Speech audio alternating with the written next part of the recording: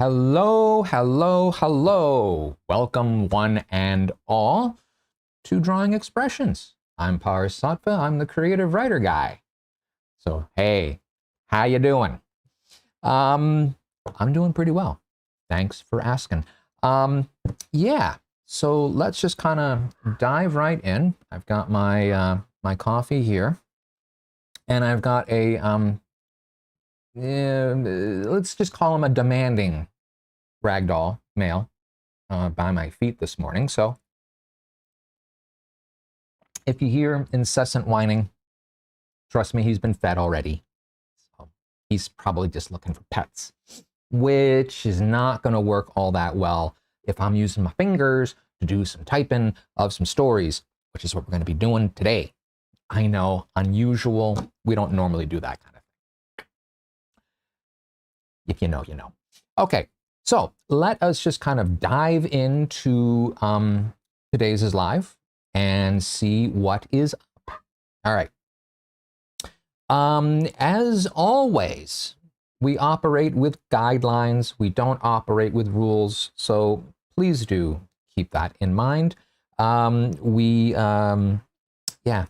just take everything with a grain of salt. Test it for yourself. If I say something that doesn't work for you, ignore it. If I don't say something that is working for you, yeah, go ahead and keep doing what you're doing. Everything I say is just, it's intended just to sort of open your mind and go, wow, maybe that's kind of a cool thing. All right.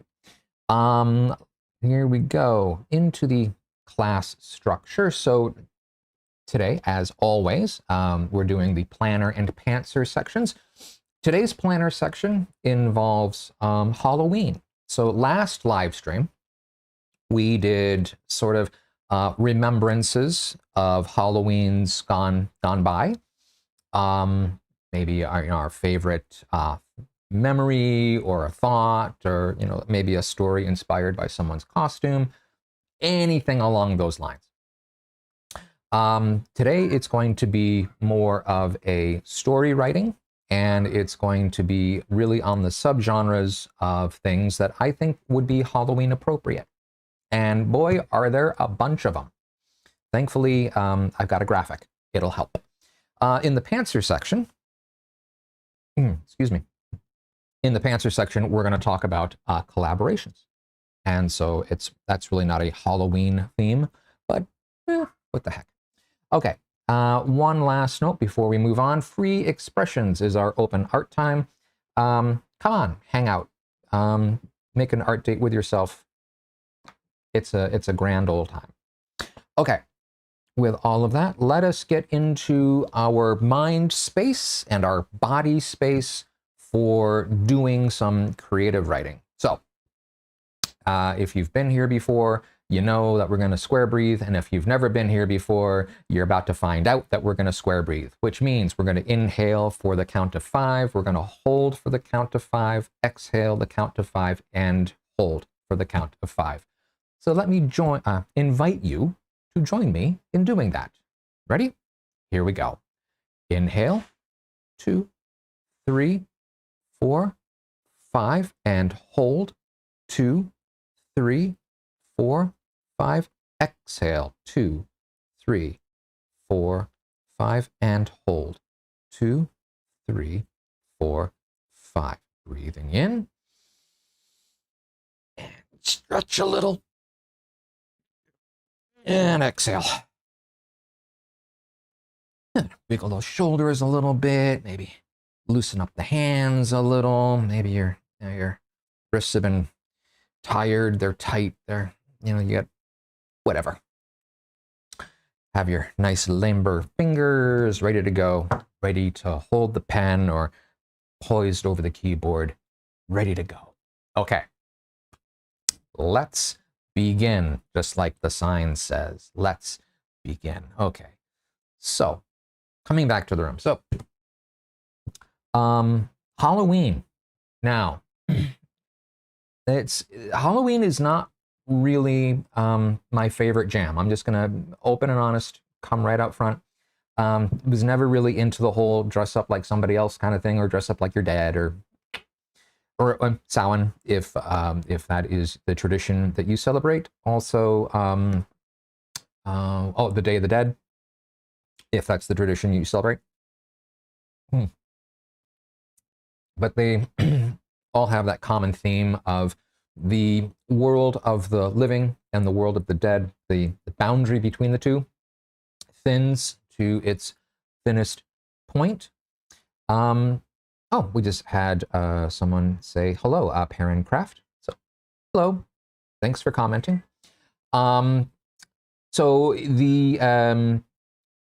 so you've got the boundary that thins, right? So there's a lot of opportunity to play with themes of, you know, dead and alive and magic, and, you know, sort of the more creepy sides of things as well, you know, because it's, you know, it's late fall in a lot of North America and Europe.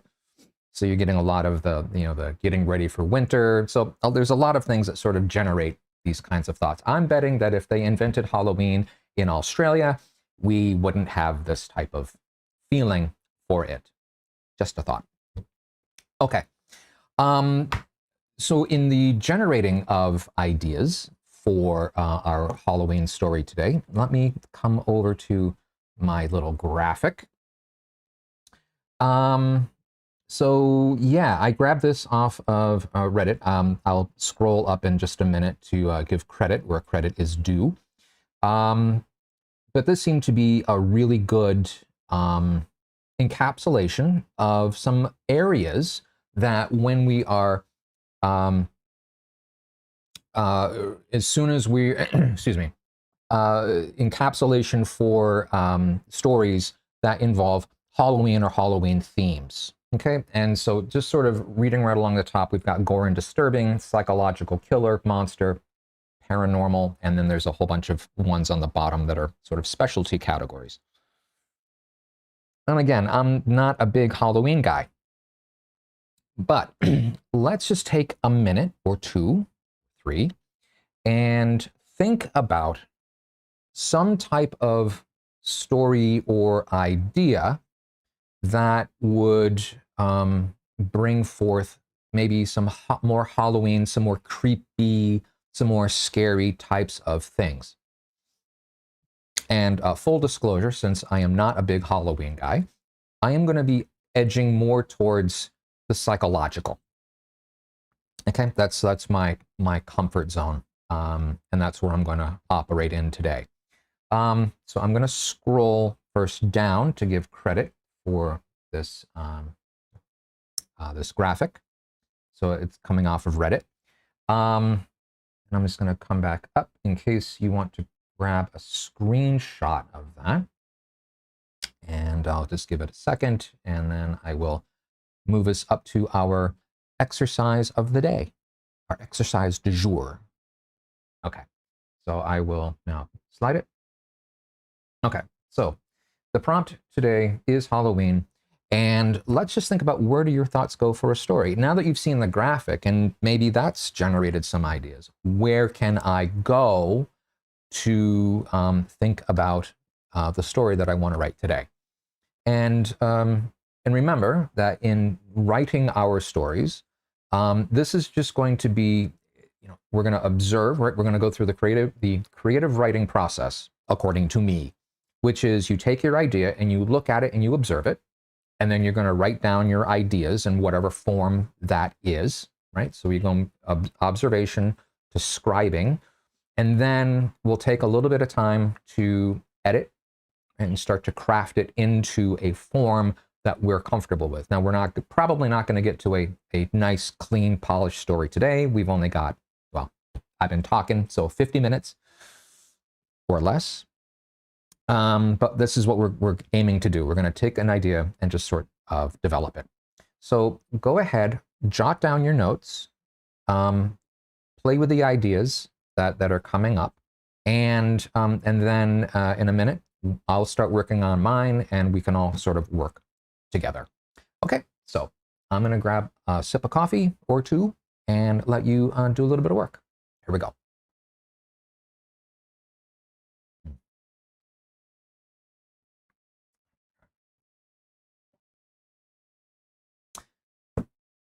And that was like a minute. It wasn't 3. I lied. What can I say? I don't know if lying and October or Halloween go together, but okay. Let me just see if I've got anything in here. Actually, I'm gonna go like this so I'm not making people puke as I am scrolling along. Nope, that was it. Okay.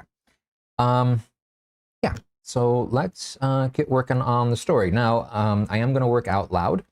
So if you don't want to listen to me yammer on about my thoughts and my process, go ahead, mute me, and we'll come back to the breathe and stretch screen when we're ready to move on to the next section. Okay. All right. So here we go. I am going to open up a working page. And there we are. And I'm going to get myself into a good font. All right. And share my screen. There we go. Okay. So, as always, I've got my word counter on because I do like to, first off, it's one of those little factoid types of things, and call me crazy, but I do like my little factoids. The other thing that it helps with is if I am trying to make my story more concise, having the word counter can, or it very definitely does, not can does, it definitely helps to narrow in on a particular word count that I'm shooting for. Oftentimes 100 words, but not always. Okay, so let us move into what the story is today. Now, I've had some time to think about what I wanted to present, and the first place my mind went to was, what would it be like to write about someone's experience? Here, I'm actually going to come back to the room before I start writing. What would it be like to have someone who was buried alive, trapped in a box, right? And oftentimes in the movies, in order to appreciate the fact that they're trapped in the box, they have some excuse to have a light on so you can see the actor's face as they're like, ah! Right? All right, but in real life, would there be a light? No. So you're going to be using your senses in order to sort of understand, first off, where you are, and trying to remember back as to why are you there and how did you get there. So, so I thought, that could be an interesting thing as you are working your way through the thought process, or try to put your reader into that box and have them follow with you as you're exploring the confines and the smells and the fears and all that kind of stuff. But it didn't really go anywhere, right? It was just sort of like here we are. I thought it'd be much more interesting to have a reason for someone to not have a memory and to be figuring out why are they there. Have more of an overarching story. So that's where I'm going to go. All right, so first off, let's come back to the screen. Here we go. So I'm gonna label this. Don't normally label my parts, but for illustration purposes, I'm gonna go ahead and label this. So this is gonna be, let's see now here, discovery. Okay, so discovery is just gonna refer to the fact that I am in a box. It's a dark box. I don't understand why I'm in here. And I'm still trying to figure out, like, I'm in a box, okay? And what I want to do to evoke these feelings, I think prose poetry is going to fit really well here, because this is pure emotion, but there's the nonsensicalness of being trapped in this box. Basically, you don't want to have rhythms, you don't want to have rhymes, you don't want to have these things that are going to bring order and sense to the writing. You want it to be chaotic, you want it to be scattered, because if you imagine yourself just in that box, that is where you're going to be, is scattered and not understanding what's going on. Okay, so let us kind of proceed from that point of view, and let's just get some ideas down. So dark, close, dark, close. Actually, I'm going to dark. Wow. I think that's just a great thing. Let's each individual experience. So dark, close, stifling. Um,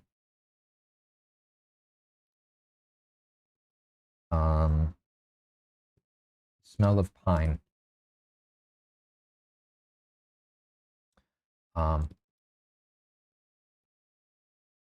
Aching, not ching, aching.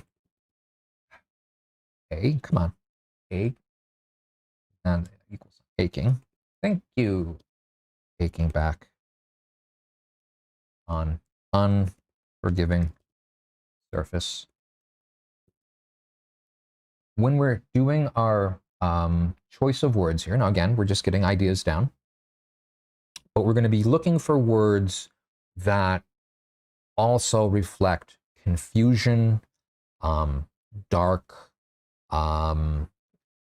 these things that, maybe even depending on how you want to phrase like why they're there, things about like betrayal and other types of things like that. So the word choices themselves can give information. Like if you've got a choice between two words that you're going to be using, and one is just sort of a plain vanilla, and the other one sort of harkens to dark and dismal, pick the dark and dismal, because that is going to put more flavor into your story, and you don't have to actually put more words in to achieve that effect.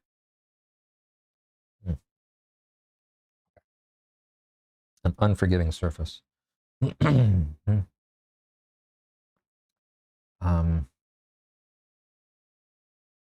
I think my eyes are open. I can't tell. It's so so pitch black.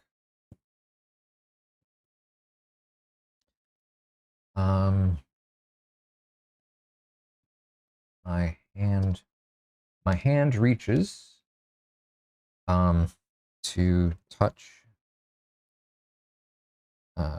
my face, and but it bumps into solid splintery into a solid splintery into a solid splintery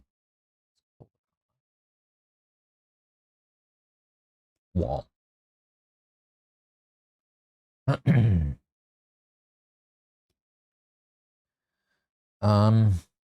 Here we go. Let's see here. Let's put a few more sentences in to give the flavor of where we are. And we can go a whole lot further, but I'm just going to go like a few sentences just to give a taste of what we're trying to achieve here. My labored breathing. Oops. TH. My labored breathing.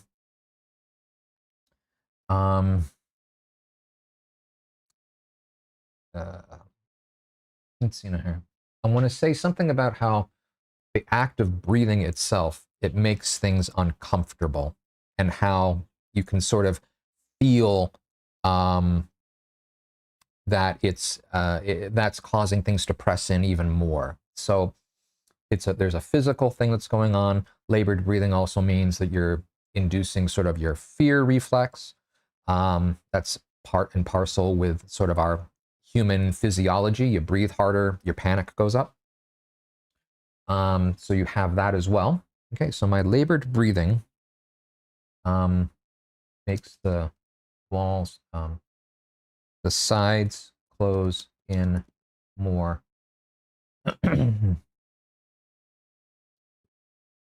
or maybe the sides are closing in and, or maybe the sides really are moving closer. Here we go. I can taste my fear.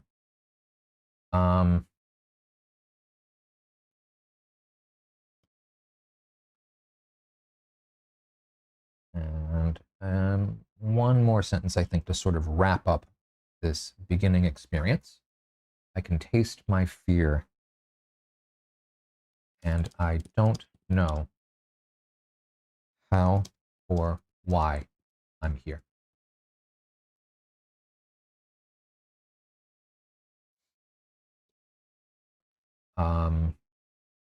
But I do know that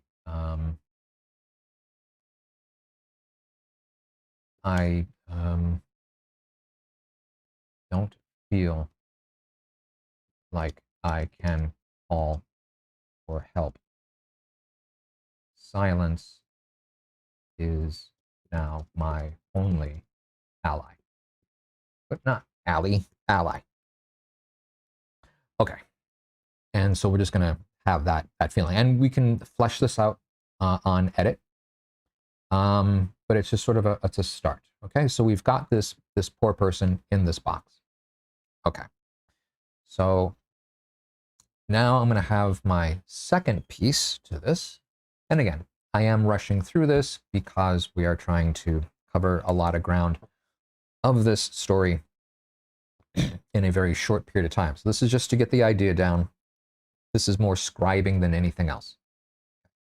So this next piece is the swap. And this is the reason why this person finds themselves in this box. And okay, so as a flavor, so I'm going to come back to here just real quick. So the next idea, this is the story now, which we're coming up with. So I imagine that we have someone who is immortal-ish, and they achieve their immortality by their soul being inside of a body from youth until agedness and death. And upon the point of agedness or death, for whatever reason, they have to be buried and whatnot. And then they swap their soul into somebody else. And what we're going to do is, this is done in such a way that the memories and the experiences of the person this person is swapping with are still there, so they can live the fake life until they're of majority and can move on to the things that it is that they're doing towards being immortal. And so that's why we have the person in the box who doesn't know what's going on, because they have been stripped of everything except just their existence, and they've been put into this dying body that's getting ready to go. And we've got the newborn, the newfound. And so that's sort of the basic idea. And if we were to develop this into an even more elaborate story, which we absolutely could, my idea is I like the idea of cosmic justice. So at some point there'd be a swap that doesn't go well and causes our immortal being to perish inside the body they're in.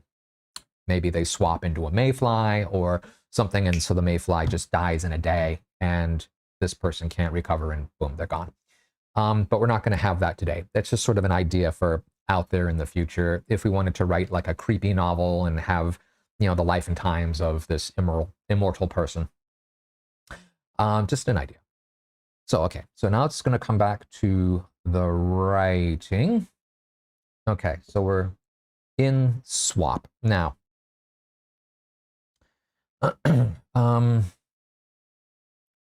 let's see here.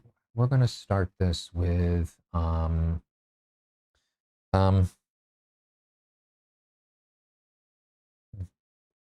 being. Let's see now. Actually, I was about to write this in the third person. Let's not write it in the third. Okay. We've got this first part, discovery, in first, right? It's the personal experience of being inside the box. So now let's swap it out. And well, actually, let's talk this through. If I write the swap, so this being, this immortal who is doing all the swapping, if we were to keep it in first person, it becomes a very personal kind of thing. We would need to differentiate between the discovery piece and who that is, and who this immortal being is, and have the two pieces work out. I could do the swap in third person. That would make sense. I would then probably want discovery in third person as well. So we talk about the body in the box felt this and felt that, and all of the things that they are experiencing and whatnot as they are approaching their demise. And then we talk about the being who is occupying this new body. And that would probably be easier to write, because then you've got that natural division between the one and the other. I'm gonna see if I can write this in first. Let's see what we can do. Let's see now here.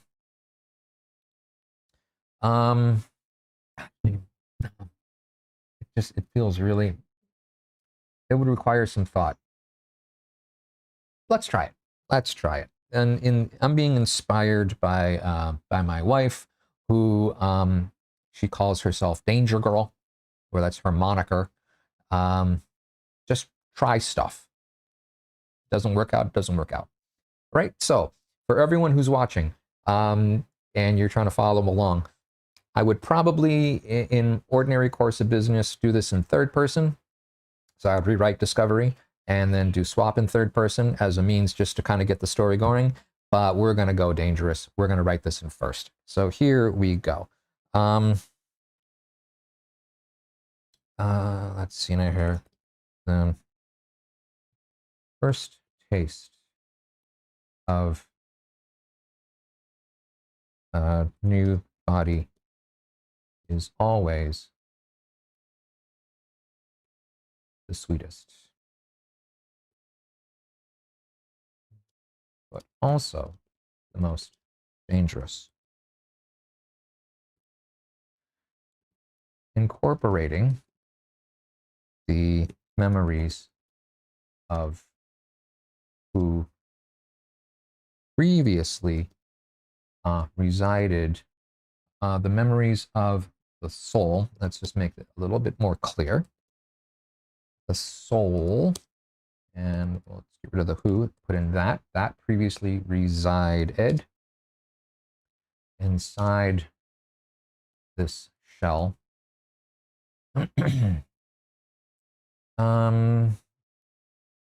Are the most challenging, yet most exciting part.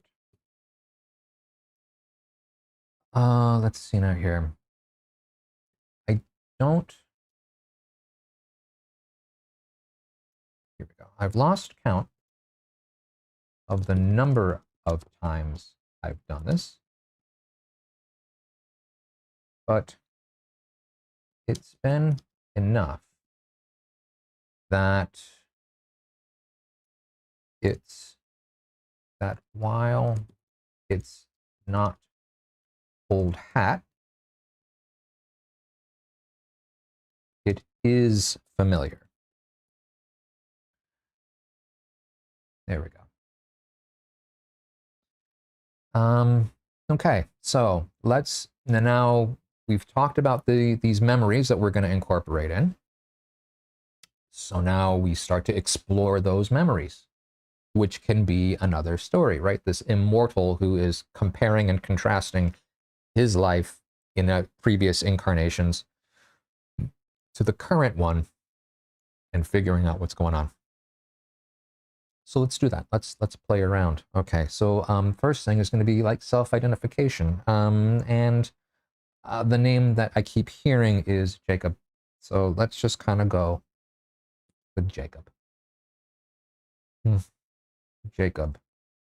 This one was called,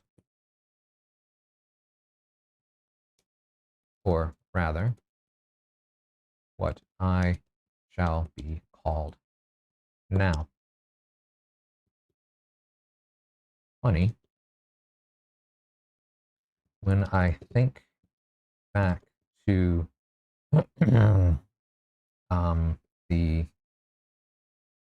the first discovery of who I am, I can't recall the name,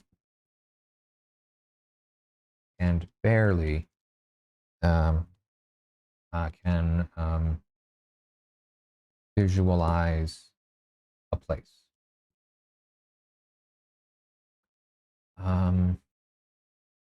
I guess I can call myself ancient. There we go. All right, so now we're having a little bit of an introduction to who he swapped with. We're also getting a little bit of an introduction to who our immortal is, right? And this is another idea that we could plant through this novel. If anyone writes a novel, let me know. I'll be happy for you. No royalties required. But if you send money, it'd be nice. It's a joke. Okay. Anyways, so we're having this introduction into who he is and the incorporation of himself. And we can get into all the awkwardnesses of an ancient being sitting inside a body that is much, much younger. You know, how old would someone be? How would that person be there at the gravesite? Maybe it was arranged.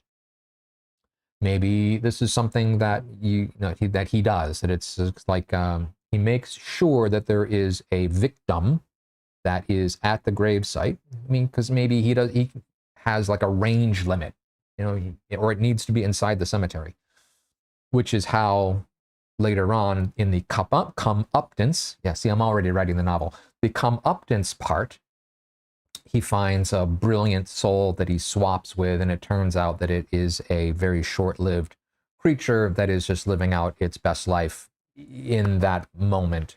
And there's the scream of realization that he's made a terrible mistake, and then he disappears back into the cosmos. Anyways, that I think is that. So I see that we're at the half-hour mark. Do I want to take this any further? I don't think I'm going to take it any further. So I'm just going to scroll back to here and see what we've got. Okay, so first off, we've got the discovery. This is the person who has been swapped into the old dying body, previously occupied by the immortal. So dark, close, stifling, the smell of pine, aching back on unforgiving surface. I think my eyes are open, but I can't tell. It's so pitch black. My hand reaches to touch my face, but it bumps into a solid, splintery wall. My labored breathing makes the sides close in more, or maybe the sides really are moving closer. I can taste my fear, and I don't know how or why I'm here, but I do know that I don't feel like I can call for help. Silence is now my only ally. Okay. Now, this is not prose poetry. This is definitely more prose. The poetic language dropped off. So I would be inclined to, on a rewrite, first off, putting this into third. So it puts a little bit of distance in. Or I would keep it in first and try and have someone experience this, but then very definitely delineate off that this is the experience of this person that we're feeling, and then in a next section we have the experience of the immortal. And that could be a fun thing to play with as well. It'd be a little bit more difficult, again, going from not doing it in third, doing it in first. But I think the rewards would definitely pay off. So keep that in mind too. Okay, moving into the next section, swap. The first taste of a new body is always the sweetest, but also the most dangerous. Now, as I'm narrating this, I just want to kind of make it more silky, more smooth, more diabolical. Someone who's just, oh yeah, they amoral, right? They know what they're doing, and they're perfectly fine with consuming whoever it is gets in the way of their being immortal. So the first taste of a new body is always the sweetest, but also the most dangerous. Incorporating the memories of the soul that previously resided inside this shell are the most challenging yet most exciting part. I've lost count of the number of times I've done this, but it's been enough that while it's not old hat, it is familiar. Jacob, this one was called, or rather, what I shall be called now. Funny, when I think back to the first discovery of who I am, I can't recall a name, and barely can visualize a place. I guess I can call myself ancient. There we go. Now, here's a thought that just came to me.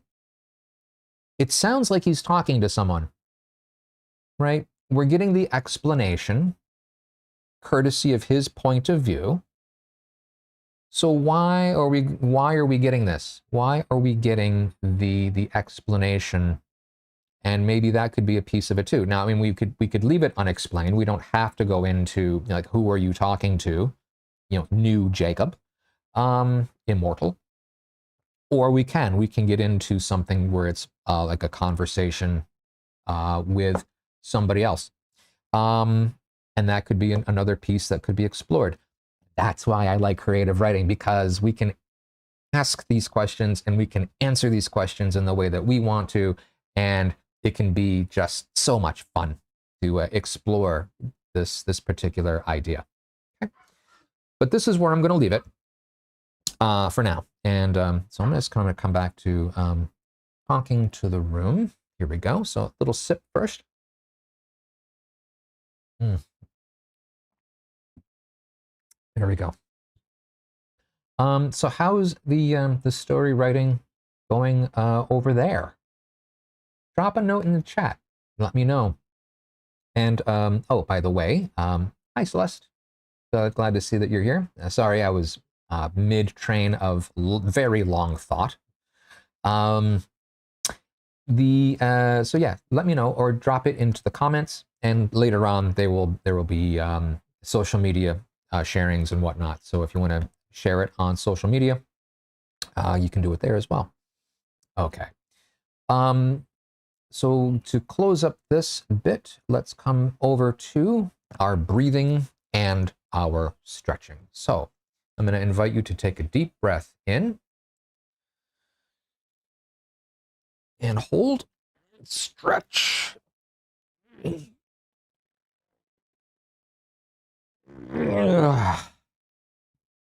Shake it out. The thing about really any creative pursuit is oftentimes you're hunched over, right? And you're working on a particular thing. So taking that opportunity to sort of, stretch these things back and allow your back to relax a little bit. Give your, whatever these muscles are, a little bit of opportunity to stretch, and let your shoulders release, and give your hands a little bit more flexibility. Even when you get into the zone, right, that your body still needs time to sort of, come out of the action, the activity, release for a moment, and then dive back in.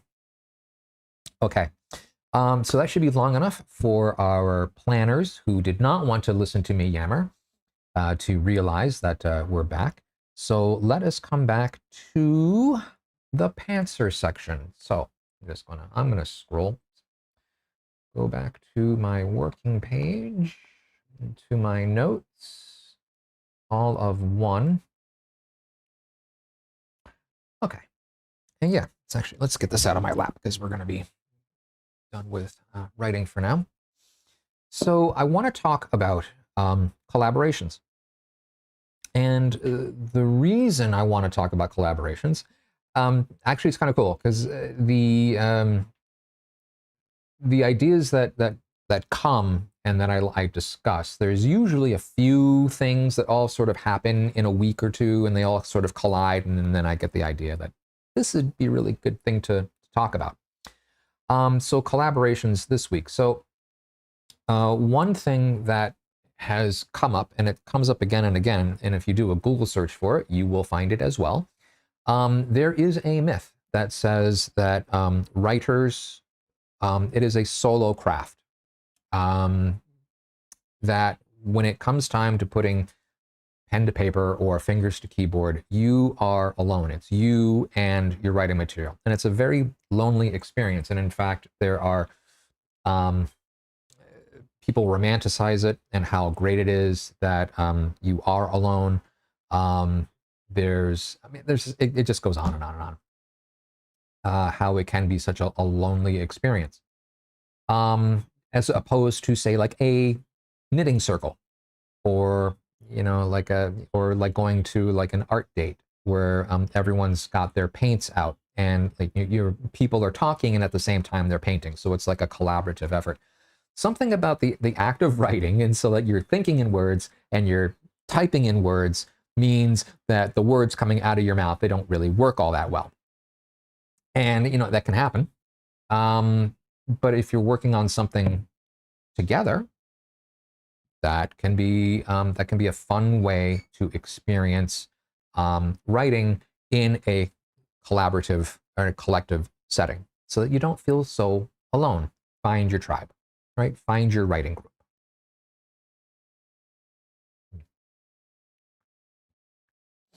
And so that is one idea towards not feeling so alone as you are going through the art of writing. The act of writing is to collaborate with others, and it can be done in a few different ways. So the first thing I'm going to suggest is like games, word games.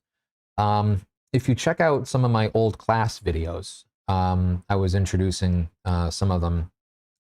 Things like where you, in a group, you write a story, and each person provides, say, like 5 words. So the first person says, like, on the way to the, like 5 words.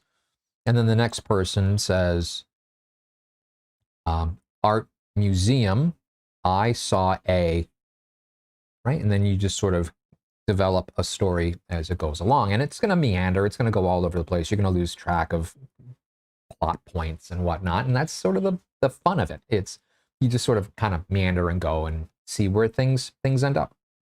It's meant to be fun. It's not meant to be sensical. You can do that with with longer sentences. You can do that with paragraphs. You can share things back and forth. And even to the degree where maybe you're writing a story and you're at a point, and so you and others can sort of write into various odd directions, and then bring it all back, collaborate, see what the best bits are of each piece, write to that next piece, and then off you go again. And this is reminiscent of what Neil Gaiman and Terry Pratchett did in writing their story, Good Omens, which is a fabulous book, by the way. Apparently, it's perpetually out of print. So if you're able to find one in a secondhand store, or if you like the pages in your hand, or like digitally, it's always available there. It is a fabulous story, and I encourage you to look into it. But the two of them, Neil Gaiman had written the first bit. He didn't know where to go. Terry Pratchett contacted him, and there was an offer to purchase the story, and instead they ended up collaborating, so they would write in 2 different directions. They would come back together, bring those 2 pieces together, push the story to the next bit, write in 2 different directions, and they kept going with that, and it's a fabulous book.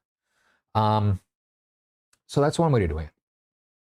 Another way of collaborating, and this is something that is directly because of my my involvement and now Alicia's involvement with Moss Piglet, and you've heard me mention Moss Piglet in the past. It's a art and creative writing journal.